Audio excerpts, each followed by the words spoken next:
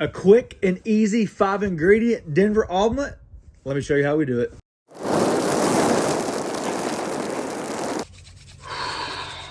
All right, today is all about the Denver omelet. Keeping it simple, keeping it traditional. Now, we have leftover ham from our smoked ham on pellets and pits. I'll save some for this recipe exactly.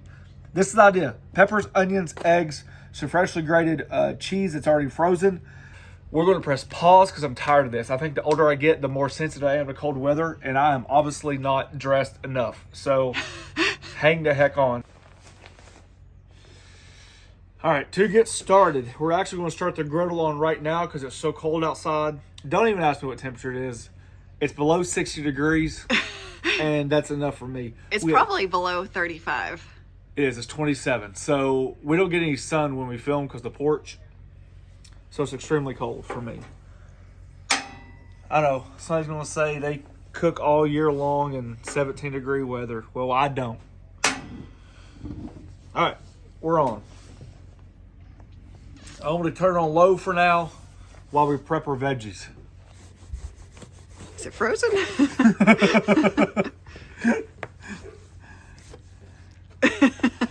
Maybe. It's sharp. Golly, this is ridiculous. Most people do their prep work inside, come out, and then utilize their griddle. That's why we did the birria style tacos. That's a perfect idea. Most of the prep work's done inside. Rough chop. Rough chop.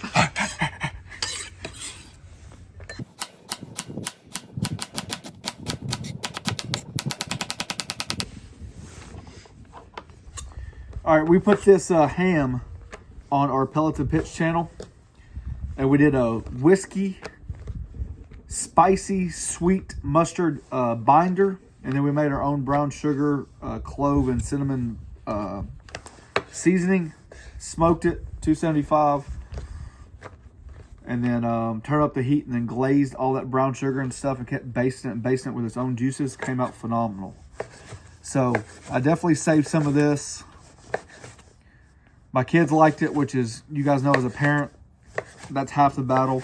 They had like leftover ham sliders with cheese.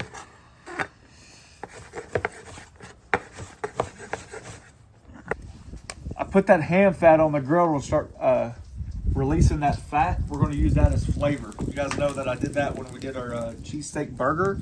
Kind of like the same idea. Whew, that dang wind's cutting through us.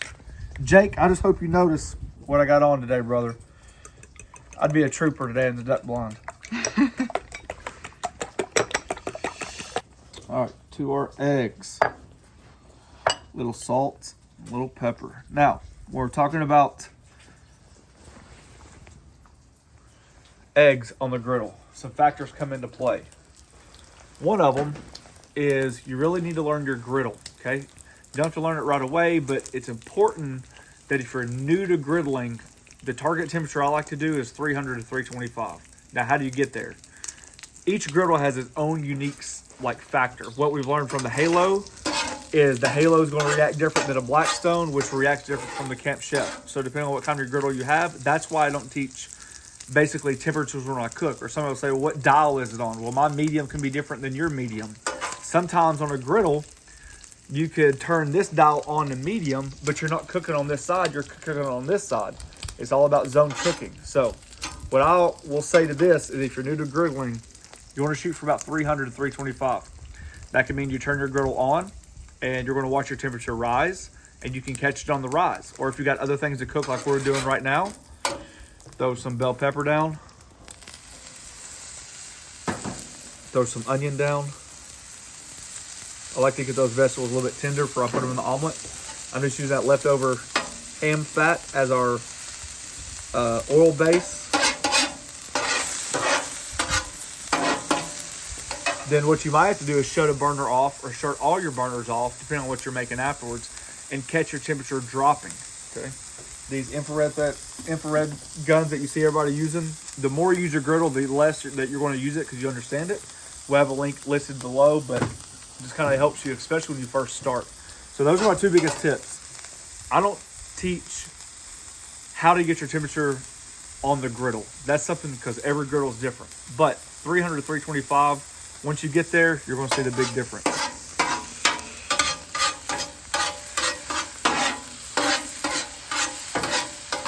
Ooh, that smells good.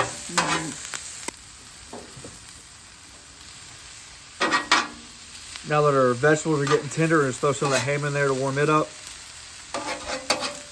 I have this side of the griddle almost on a high, probably like a medium high, and this one's still on low. So I'm counting on the fact of using that residual heat. All right, I like to cook my eggs with butter. Typically butter burns somewhere about the 350 range. So if you get your butter on the griddle and you noticing that it starts browning right away, then your griddle's too hot. So I teach butter. That's what I teach. So that right there is actually probably a hair hot. It's probably over 325. My guess is about 350.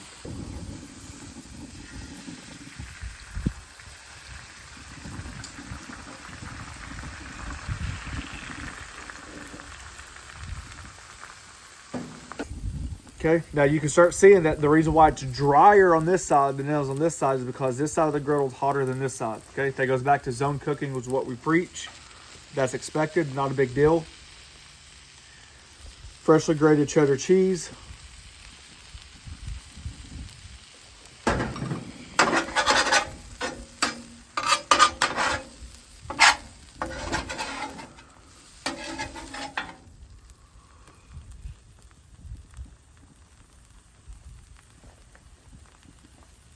I like to sprinkle my ingredients all the way over it, and this is what we're gonna do. Tuck in the sides. Tuck in the sides. Since that's the uncooked part, we're just gonna fold.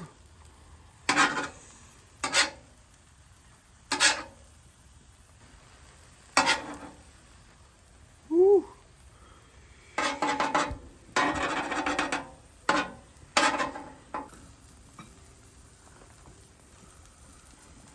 Put a little bit more cheese on there. Come back with your toppings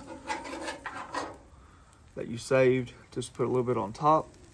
And there you go. Nice and easy. Perfect little Denver omelet for you. Alrighty, it doesn't take long. You see that cheese is melted nicely. And there you go. Now that's a video I can stand right there. Not too long. That way you can weather the outdoors. All right. Notice in the video, my omelet broke. Not a big deal. Just put it all back together. This one I like to put the ingredients all through the omelet, so when it rolls back up itself, you got layers upon layers versus just like eggs wrapped around one little bite.